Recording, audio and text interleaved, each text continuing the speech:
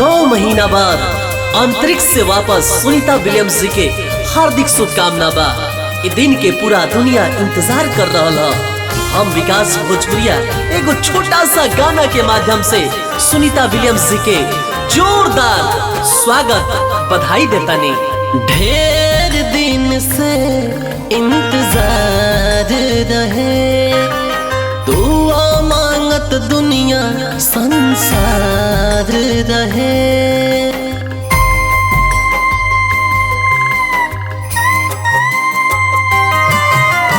ढेर दिन से इंतजार रहे, दुआ मांगत दुनिया संसार रहे।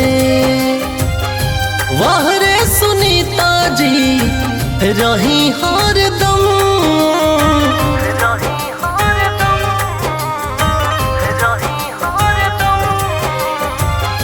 वाह रे सुनीता जी रही हर दम।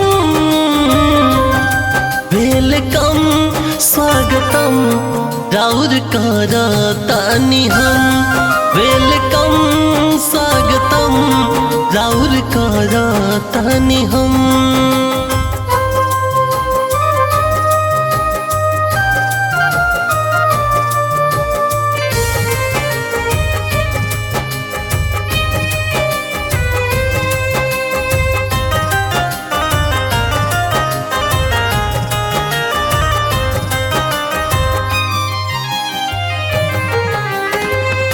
हिम्मत के रौरा हम करनी सलाम हो, तहे दिल से शुक्रिया रौर भगवान हो।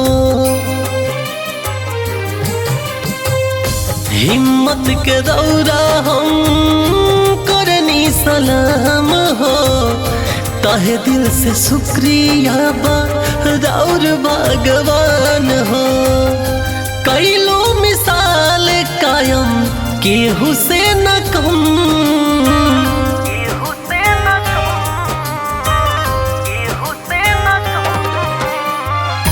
कैलो मिसाल कायम केहू से न कम।